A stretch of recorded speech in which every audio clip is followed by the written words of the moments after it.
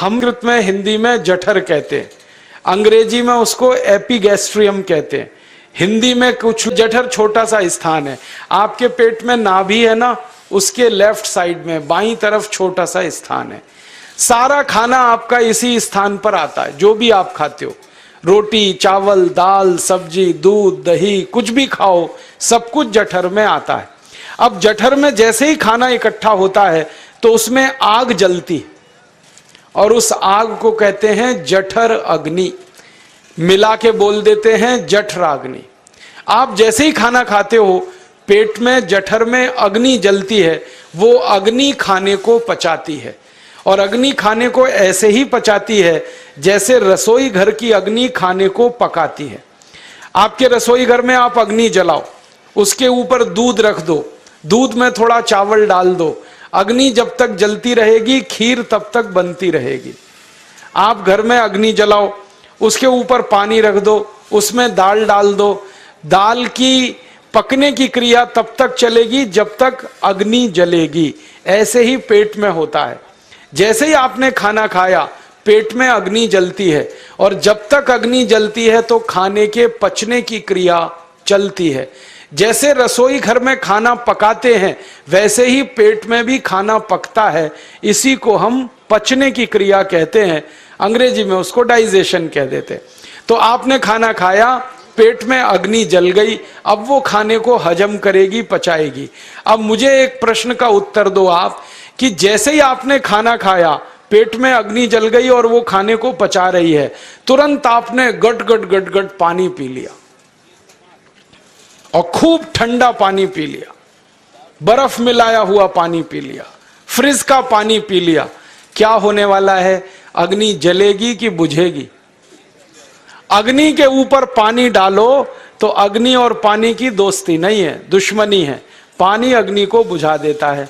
तो आपने खाना खाया, अग्नि जली, पीछे से गटगट पानी पी लिया, अब अग्नि शांत हो गई, अब खाना पचेगा नहीं, तो वो पेट में पड़ा पड़ा सड़ेगा, और सड़ा हुआ खाना 100 से ज्यादा विष पैदा करेगा, और वो 100 विष आपकी जिंदगी को नरक बना देंगे, और जिंदगी भर आप बीमार पड़े रहेंगे। आपको मालूम है, कई लोग कहते हैं मुझे पेट में बहुत गैस बनती है। ये गैस उन्हीं को बनती है जिनका खाना हजम नहीं होता। कोई लोग कहते हैं कि मुझे पेट में जलन होती है, ये जलन उन्हीं को होती है जिनका खाना पचता नहीं। कोई कहते हैं कि मेरे पेट में एकदम गुम हो जाता है, फूल जाता है, ये सब वो लक्षण हैं जब खाना पचता नहीं। तो खाना पचेगा नहीं तो सड़ेगा, सड़ेगा तो विष पैदा करेगा, और वो विष आपको बीमार करेंगे। इसलिए महर्षि भागवत ने कहा, खाना खाते ही पानी मत पियो। समझ में आया? फिर आप बोलोगे कितनी देर तक नहीं पिए? कम से कम 1 घंटे तक। 1 घंटे बाद पानी पियो। आप बोलोगे जी 1 घंटा क्यों? ये जो अग्नि जलने की क्रिया है ये लगभग 1 घंटे तक ही चलती है पेट में, उसके बाद अग्नि अपने आप शांत हो जाती है, उसके बाद पानी पी लो। तो खाना अगर 10 बजे खाया तो 11 बजे पानी पियो, 11 बजे खाया तो 12 बजे पियो, 12 बजे खाया तो 1 बजे पियो, 1 घंटे बाद पानी पियो। अब आपके मन में यह सवाल आ सकता है कि खाना खाने के पहले पी लें क्या? हाँ पी लो, 40 मिनट पहले पेट भर के पानी पी लो। 10 बजे खाना खाना है, 9:20 पे खूब पानी पी लो, जितना पी सकते हो। 11 बजे खाना खाना है, 10:20 पे पी लो, खूब पानी पी लो, 40 मिनट पहले। आप और एक सवाल पूछ सकते हो कि अच्छा ठीक है, खाने के बाद पानी तो नहीं पिएंगे, कुछ और पी सकते हैं क्या पानी को छोड़कर? तो उसके लिए भागवत जी कहते हैं कि खाने के तुरंत बाद अगर पीना है तो दही की लस्सी पियो, मट्ठा। खाने के बाद अगर तुरंत पीना है तो फलों का रस पियो, गन्ने का रस पी लो, संतरे का रस पी लो, मौसमी का रस पी लो, अनार का रस पी लो। अब आप कहोगे ये सब महंगी महंगी चीजें बता रहे हैं, गन्ने का रस, संतरे का रस, अनार का रस, पैसे तो है नहीं। तो सबसे सस्ता रस है नींबू का ही रस पी लो, शिकंजी बना के पी लो, वो तो सबसे सस्ता है। तो खाना खाने के बाद या तो दही की लस्सी पियो या रस पियो। और एक तीसरी चीज है, दूध पी सकते। तो खाने के तुरंत बाद पीना है तो दही की लस्सी या मट्ठा, खाने के तुरंत बाद पीना है तो कोई फल का रस, खाने के तुरंत बाद पीना है तो दूध। पानी 1 घंटे बाद पियो। और अगर एक बात ध्यान रखो तो अच्छा है कि सवेरे खाना खाते हैं जिसको हम ब्रेकफास्ट कहते हैं, नाश्ता, तो फलों का रस पीना अच्छा।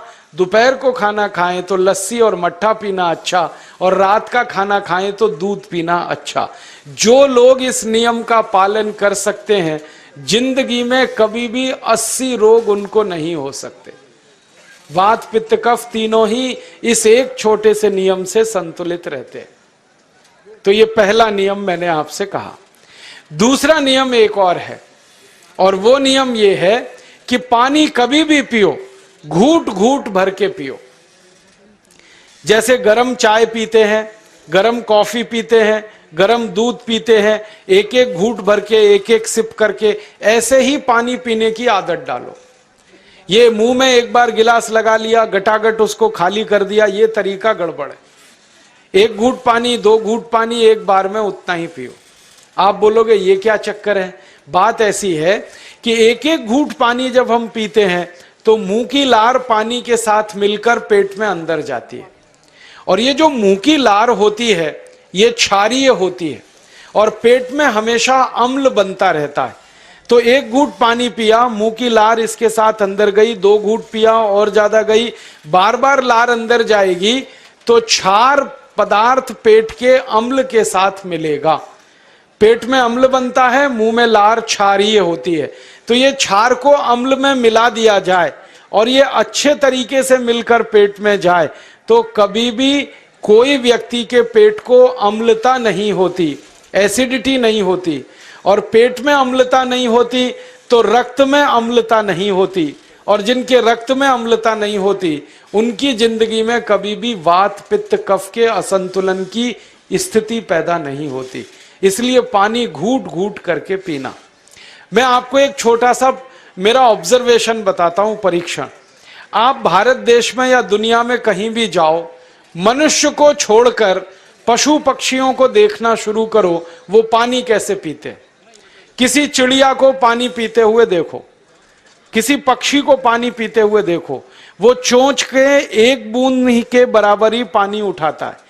एक बार में 1 बूंद पानी लेगा, फिर थोड़ी देर चोंच चलाएगा, फिर पिएगा, फिर दूसरी बूंद लेगा, फिर चोंच चलाएगा, फिर पिएगा, फिर तीसरी बूंद। एक एक बूंद पक्षी पानी पीता है।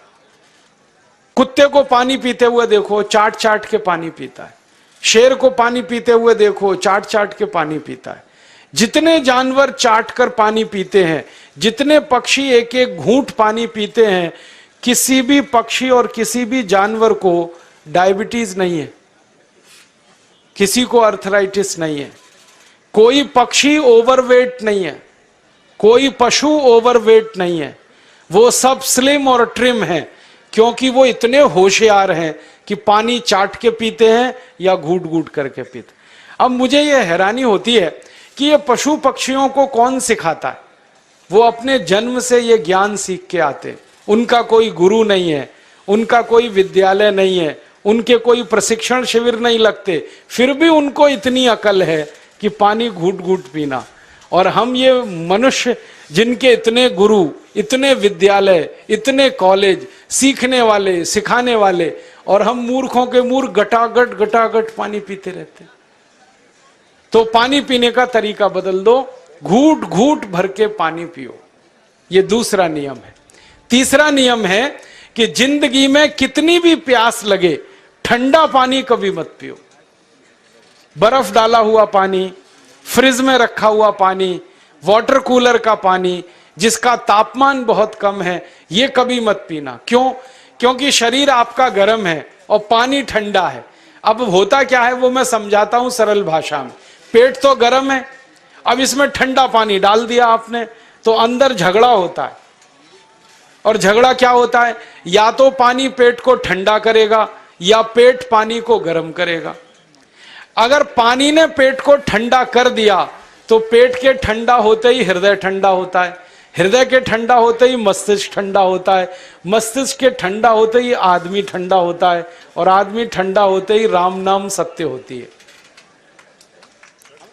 आपको मालूम है, जब शरीर ठंडा पड़ जाता है तो घर में भी नहीं रखते, निकाल के बाहर सड़क पे रख देते। जो घर आपने बनाया अपनी मेहनत से, शरीर के ठंडा पड़ते ही निकाल बाहर करते हैं उस घर में से, और फिर चिल्लाने लगते हैं, लेके जाओ, जल्दी लेके जाओ, इसको जला के आओ। माने ठंडे शरीर की इज्जत नहीं है। तो ठंडा पानी क्यों पी रहे हो भाई? बंद कर दो। कोई जानवर ठंडा पानी नहीं पीता, कोई पक्षी नहीं पीता। तो आप ये ठंडा पानी पीना बंद करो, सादा पानी पीना शुरू करो। और गर्मी के दिनों में बहुत अगर आपको तकलीफ है तो मिट्टी के घड़े का पानी पी लेना, फ्रिज का और बर्फ का नहीं पीना। ये तीसरा नियम है। और चौथा और आखिरी नियम है कि आप सवेरे ही सवेरे जब सोकर उठते हो तो सबसे पहले पानी पियो। जैसे ही आपकी आंख खुल गई तो पहले 2-3 गिलास पानी पी लो, उसके बाद आप टॉयलेट में जाओ। उठते ही पानी पियोगे तो 2 फायदे हैं। पहला फायदा यह है कि पानी पेट में जाकर बड़ी आंत को साफ करता है, और जैसे ही बड़ी आंत की सफाई होगी पेट पे दबाव पड़ेगा और आप संडास घर में जाएंगे, 2-3 मिनट में पेट आपका साफ हो जाएगा। जिनका पेट सुबह एक बार में साफ हो जाता है उनकी जिंदगी में कभी रोग नहीं आता। इसलिए सुबह सुबह उठते ही पेट साफ होना जरूरी है। और उठते ही पानी पियोगे तो मुंह की जो लार है वो पानी के साथ मिलकर अंदर जाएगी। सुबह पेट में एसिड की मात्रा ज्यादा होती है, इसलिए लार का पेट में जाना बहुत जरूरी है। इसलिए सुबह उठते ही पानी पीना बहुत जरूरी है। ये 4 नियम हैं आयुर्वेद के। पहला नियम, खाना खाने के 1 घंटे बाद पानी पीना। दूसरा नियम, पानी को हमेशा घूट घूट भर के पीना। तीसरा नियम, कभी भी जिंदगी में ठंडा पानी नहीं पीना। और चौथा और आखिरी नियम, सवेरे उठते ही सबसे पहले पानी पीना। 4 नियमों का पालन जो भी अपने जीवन में कर सकता है वो वात पित्त कफ तीनों को संतुलित रख सकता है।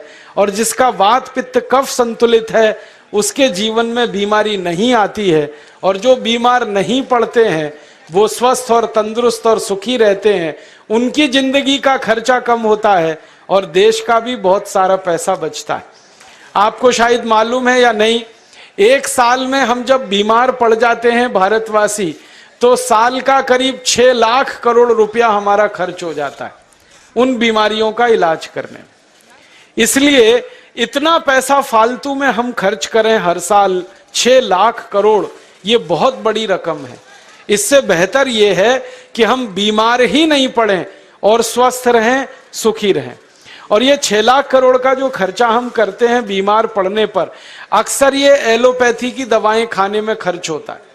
और जो एलोपैथी की दवाएं हम खा रहे हैं, जैसे paracetamol, Baralgan, Butazone, oxyphenbutazone, aspirin, Disprin, Novalgin, ये सब ऐसी खराब दवाएं हैं जो दुनिया के देशों में 20 साल पहले बंद हो चुकी हैं, भारत में धड़ल्ले से बिक रही हैं और हमको बीमारियों से ज्यादा गंभीर बीमारियों में फंसा रही।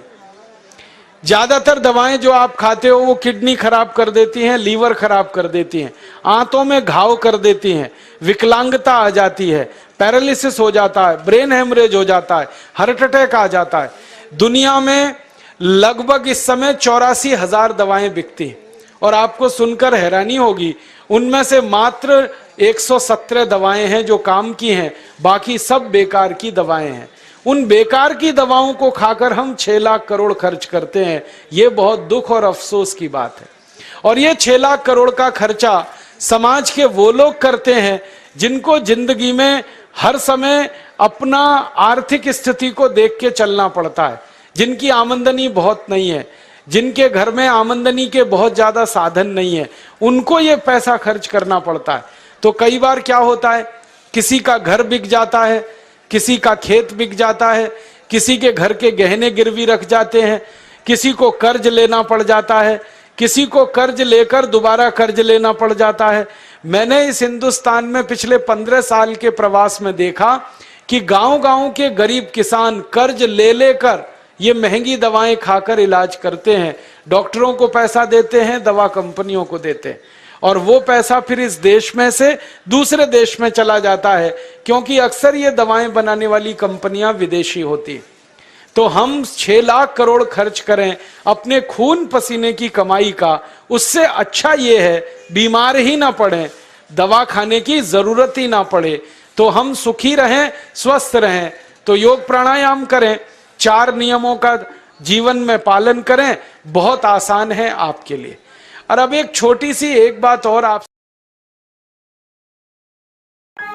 उम्मीद है दोस्तों आपको हमारी ये वीडियो फायदेमंद लगी होगी। दोस्तों अगर आपको हमारी ये वीडियो फायदेमंद लगे तो आप अपने दोस्तों से जरूर शेयर करिएगा। लाइक एंड कमेंट करके इस वीडियो के बारे में आप अपनी राय भी जरूर दें। और हाँ दोस्तों, हमारे यूट्यूब चैनल को सब्सक्राइब करना ना भूलें। Thanks for watching. ये जठर छोटा सा स्थान है, आपके पेट में नाभि है ना, उसके लेफ्ट साइड में बाईं तरफ छोटा सा स्थान है। सारा खाना आपका इसी स्थान पर आता है, जो भी आप खाते हो, रोटी चावल दाल सब्जी दूध दही कुछ भी खाओ, सब कुछ जठर में आता है। अब जठर में जैसे ही खाना इकट्ठा होता है तो उसमें आग जलती है, और उस आग को कहते हैं जठर अग्नि, मिला के बोल देते हैं जठराग्नि। आप जैसे ही खाना खाते हो, पेट में जठर में अग्नि जलती है, वो अग्नि खाने को पचाती है। और अग्नि खाने को ऐसे ही पचाती है जैसे रसोई घर की अग्नि खाने को पकाती है। आपके रसोई घर में आप अग्नि जलाओ, उसके ऊपर दूध रख दो, दूध में थोड़ा चावल डाल दो, अग्नि जब तक जलती रहेगी खीर तब तक बनती रहेगी। आप घर में अग्नि जलाओ, उसके ऊपर पानी रख दो, उसमें दाल डाल दो, दाल की पकने की क्रिया तब तक चलेगी जब तक अग्नि जलेगी। ऐसे ही पेट में होता है, जैसे ही आपने खाना खाया पेट में अग्नि जलती है, और जब तक अग्नि जलती है तो खाने के पचने की क्रिया चलती है। जैसे रसोई घर में खाना पकाते हैं वैसे ही पेट में भी खाना पकता है, इसी को हम पचने की क्रिया कहते हैं, अंग्रेजी में उसको डाइजेशन कह देते हैं। तो आपने खाना खाया, पेट में अग्नि जल गई, अब वो खाने को हजम करेगी, पचाएगी। अब मुझे एक प्रश्न का उत्तर दो आप, कि जैसे ही आपने खाना खाया पेट में अग्नि जल गई और वो खाने को पचा रही है, तुरंत आपने गट गट गट गट पानी पी लिया, और खूब ठंडा पानी पी लिया, बर्फ मिलाया हुआ पानी पी लिया, फ्रिज का पानी पी लिया, क्या होने वाला है? अग्नि जलेगी कि बुझेगी? अग्नि के ऊपर पानी डालो तो अग्नि और पानी की दोस्ती नहीं है, दुश्मनी है, पानी अग्नि को बुझा देता है। तो आपने खाना खाया, अग्नि जली, पीछे से गटगट पानी पी लिया, अब अग्नि शांत हो गई, अब खाना पचेगा नहीं, तो वो पेट में पड़ा पड़ा सड़ेगा, और सड़ा हुआ खाना 100 से ज्यादा विष पैदा करेगा, और वो 100 विष आपकी जिंदगी को नरक बना देंगे, और जिंदगी भर आप बीमार पड़े रहेंगे। आपको मालूम है, कई लोग कहते हैं मुझे पेट में बहुत गैस बनती है। ये गैस उन्हीं को बनती है जिनका खाना हजम नहीं होता। कोई लोग कहते हैं कि मुझे पेट में जलन होती है, ये जलन उन्हीं को होती है जिनका खाना पचता नहीं। कोई कहते हैं कि मेरे पेट में एकदम गुम हो जाता है, फूल जाता है, ये सब वो लक्षण हैं जब खाना पचता नहीं। तो खाना पचेगा नहीं तो सड़ेगा, सड़ेगा तो विष पैदा करेगा, और वो विष आपको बीमार करेंगे। इसलिए महर्षि बागभट्ट ने कहा, खाना खाते ही पानी मत पियो। समझ में आया? फिर आप बोलोगे कितनी देर तक नहीं पिए? कम से कम 1 घंटे तक, 1 घंटे बाद पानी पियो। आप बोलोगे जी 1 घंटा क्यों? ये जो अग्नि जलने की क्रिया है ये लगभग 1 घंटे तक ही चलती है पेट में, उसके बाद अग्नि अपने आप शांत हो जाती है, उसके बाद पानी पी लो। तो खाना अगर 10 बजे खाया तो 11 बजे पानी पियो, 11 बजे खाया तो 12 बजे पियो, 12 बजे खाया तो 1 बजे पियो, 1 घंटे बाद पानी पियो। अब आपके मन में यह सवाल आ सकता है कि खाना खाने के पहले पी लें क्या? हाँ पी लो, 40 मिनट पहले पेट भर के पानी पी लो। 10 बजे खाना खाना है, 9:20 पे खूब पानी पी लो, जितना पी सकते हो। 11 बजे खाना खाना है, 10:20 पे पी लो, खूब पानी पी लो, 40 मिनट पहले। आप और एक सवाल पूछ सकते हो कि अच्छा ठीक है, खाने के बाद पानी तो नहीं पिएंगे, कुछ और पी सकते हैं क्या पानी को छोड़कर? तो उसके लिए बागभट्ट जी कहते हैं कि खाने के तुरंत बाद अगर पीना है तो दही की लस्सी पियो, मट्ठा। खाने के बाद अगर तुरंत पीना है तो फलों का रस पियो, गन्ने का रस पी लो, संतरे का रस पी लो, मौसमी का रस पी लो, अनार का रस पी लो। अब आप कहोगे ये सब महंगी महंगी चीजें बता रहे हैं, गन्ने का रस, संतरे का रस, अनार का रस, पैसे तो है नहीं। तो सबसे सस्ता रस है नींबू का ही रस पी लो, शिकंजी बना के पी लो, वो तो सबसे सस्ता है। तो खाना खाने के बाद या तो दही की लस्सी पियो या रस पियो। और एक तीसरी चीज है, दूध पी सकते। तो खाने के तुरंत बाद पीना है तो दही की लस्सी या मट्ठा, खाने के तुरंत बाद पीना है तो कोई फल का रस, खाने के तुरंत बाद पीना है तो दूध। पानी 1 घंटे बाद पियो। और अगर एक बात ध्यान रखो तो अच्छा है कि सवेरे खाना खाते हैं जिसको हम ब्रेकफास्ट कहते हैं, नाश्ता, तो फलों का रस पीना अच्छा, दोपहर को खाना खाएं तो लस्सी और मट्ठा पीना अच्छा, और रात का खाना खाएं तो दूध पीना अच्छा। जो लोग इस नियम का पालन कर सकते हैं जिंदगी में कभी भी 80 रोग उनको नहीं हो सकते। वात पित्त कफ तीनों ही इस एक छोटे से नियम से संतुलित रहते हैं। तो ये पहला नियम मैंने आपसे कहा। दूसरा नियम एक और है, और वो नियम ये है कि पानी कभी भी पियो, घूट घूट भर के पियो। जैसे गरम चाय पीते हैं, गरम कॉफी पीते हैं, गरम दूध पीते हैं, एक एक घूट भर के, एक एक सिप करके, ऐसे ही पानी पीने की आदत डालो। ये मुंह में एक बार गिलास लगा लिया, गटागट उसको खाली कर दिया, ये तरीका गड़बड़ है। 1 घूट पानी, 2 घूट पानी एक बार में उतना ही पियो। आप बोलोगे ये क्या चक्कर है? बात ऐसी है कि एक एक घूट पानी जब हम पीते हैं तो मुंह की लार पानी के साथ मिलकर पेट में अंदर जाती है, और ये जो मुंह की लार होती है ये क्षारीय होती है, और पेट में हमेशा अम्ल बनता रहता है।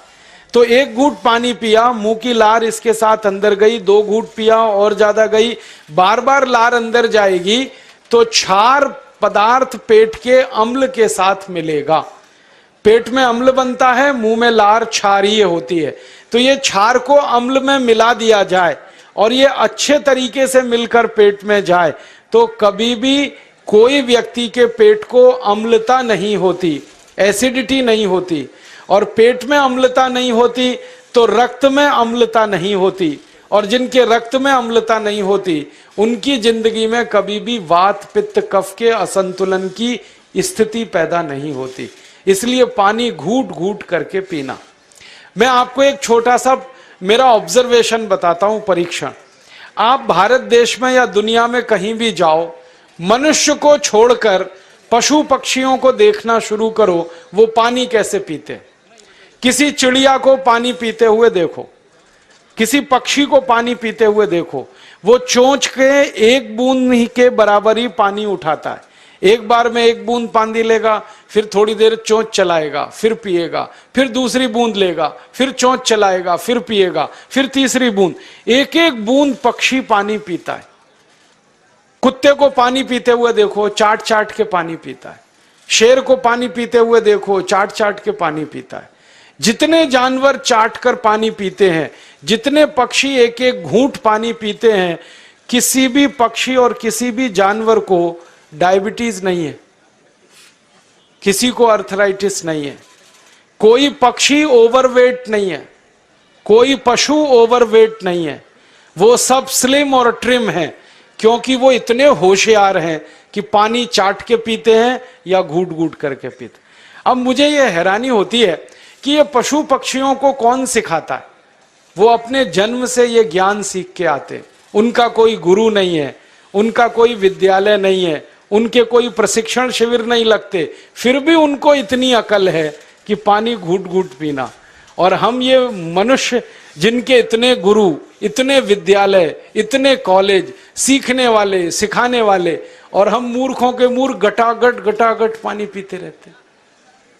तो पानी पीने का तरीका बदल दो, घूट घूट भर के पानी पियो। ये दूसरा नियम है। तीसरा नियम है कि जिंदगी में कितनी भी प्यास लगे, ठंडा पानी कभी मत पियो। बर्फ डाला हुआ पानी, फ्रिज में रखा हुआ पानी, वाटर कूलर का पानी जिसका तापमान बहुत कम है, ये कभी मत पीना। क्यों? क्योंकि शरीर आपका गर्म है और पानी ठंडा है। अब होता क्या है वो मैं समझाता हूं सरल भाषा में। पेट तो गर्म है, अब इसमें ठंडा पानी डाल दिया आपने, तो अंदर झगड़ा होता है। और झगड़ा क्या होता है? या तो पानी पेट को ठंडा करेगा या पेट पानी को गर्म करेगा। अगर पानी ने पेट को ठंडा कर दिया तो पेट के ठंडा होते ही हृदय ठंडा होता है, हृदय के ठंडा होते ही मस्तिष्क ठंडा होता है, मस्तिष्क के ठंडा होते ही आदमी ठंडा होता है, और आदमी ठंडा होते ही राम नाम सत्य होती है। आपको मालूम है, जब शरीर ठंडा पड़ जाता है तो घर में भी नहीं रखते, निकाल के बाहर सड़क पे रख देते। जो घर आपने बनाया अपनी मेहनत से, शरीर के ठंडा पड़ते ही निकाल बाहर करते हैं उस घर में से, और फिर चिल्लाने लगते हैं, लेके जाओ, जल्दी लेके जाओ, इसको जला के आओ। माने ठंडे शरीर की इज्जत नहीं है। तो ठंडा पानी क्यों पी रहे हो भाई? बंद कर दो। कोई जानवर ठंडा पानी नहीं पीता, कोई पक्षी नहीं पीता।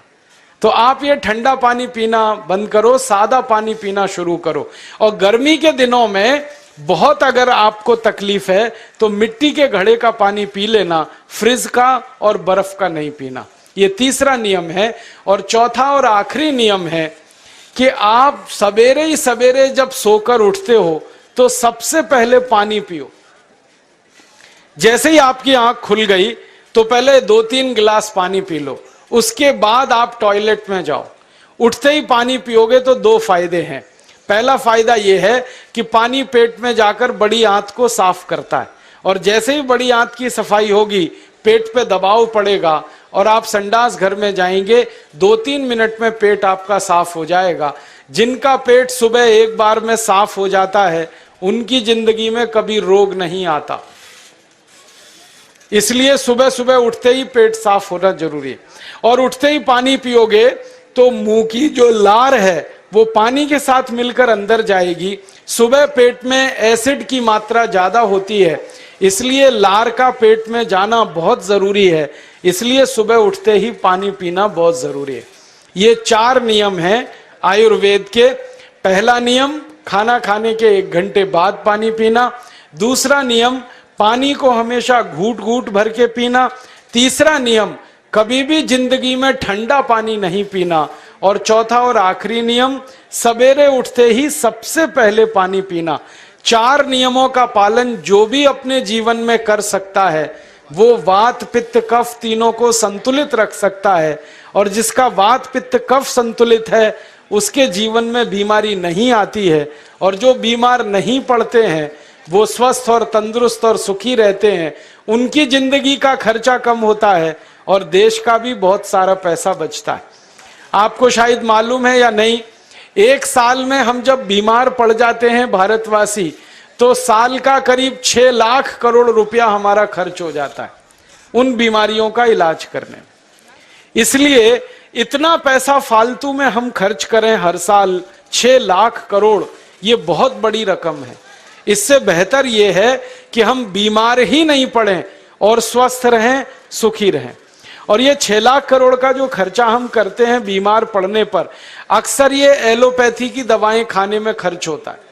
और जो एलोपैथी की दवाएं हम खा रहे हैं, जैसे paracetamol, Baralgan, Butazone, oxyphenbutazone, aspirin, Disprin, Novalgin, ये सब ऐसी खराब दवाएं हैं जो दुनिया के देशों में 20 साल पहले बंद हो चुकी हैं, भारत में धड़ल्ले से बिक रही हैं और हमको बीमारियों से ज्यादा गंभीर बीमारियों में फंसा रही। ज्यादातर दवाएं जो आप खाते हो वो किडनी खराब कर देती हैं, लीवर खराब कर देती हैं, आंतों में घाव कर देती हैं, विकलांगता आ जाती है, पैरालिसिस हो जाता है, ब्रेन हेमरेज हो जाता है, हार्ट अटैक आ जाता है। दुनिया में लगभग इस समय 84,000 दवाएं बिकती हैं। और आपको सुनकर हैरानी होगी, उनमें से मात्र 117 दवाएं हैं जो काम की हैं, बाकी सब बेकार की दवाएं हैं। उन बेकार की दवाओं को खाकर हम 6 लाख करोड़ खर्च करते हैं। ये बहुत दुख और अफसोस की बात है। और ये 6 लाख करोड़ का खर्चा समाज के वो लोग करते हैं जिनको जिंदगी में हर समय अपना आर्थिक स्थिति को देख के चलना पड़ता है, जिनकी आमदनी बहुत नहीं है, जिनके घर में आमदनी के बहुत ज्यादा साधन नहीं है, उनको ये पैसा खर्च करना पड़ता है। तो कई बार क्या होता है, किसी का घर बिक जाता है, किसी का खेत बिक जाता है, किसी के घर के गहने गिरवी रख जाते हैं, किसी को कर्ज लेना पड़ जाता है, किसी को कर्ज लेकर दोबारा कर्ज लेना पड़ जाता है। मैंने इस हिंदुस्तान में पिछले 15 साल के प्रवास में देखा कि गांव-गांव के गरीब किसान कर्ज ले लेकर ये महंगी दवाएं खाकर इलाज करते हैं, डॉक्टरों को पैसा देते हैं, दवा कंपनियों को देते हैं, और वो पैसा फिर इस देश में से दूसरे देश में चला जाता है, क्योंकि अक्सर ये दवाएं बनाने वाली कंपनियां विदेशी होती। तो हम 6 लाख करोड़ खर्च करें अपने खून पसीने की कमाई का, उससे अच्छा ये है बीमार ही ना पड़े, दवा खाने की जरूरत ही ना पड़े, तो हम सुखी रहें, स्वस्थ रहें। तो योग प्राणायाम करें, 4 नियमों का जीवन में पालन करें, बहुत आसान है आपके लिए। और अब एक छोटी सी एक बात और आप, उम्मीद है दोस्तों आपको हमारी ये वीडियो फायदेमंद लगी होगी। दोस्तों अगर आपको हमारी ये वीडियो फायदेमंद लगे तो आप अपने दोस्तों से जरूर शेयर करिएगा। लाइक एंड कमेंट करके इस वीडियो के बारे में आप अपनी राय भी जरूर दें। और हाँ दोस्तों, हमारे यूट्यूब चैनल को सब्सक्राइब करना ना भूलें। Thanks for watching.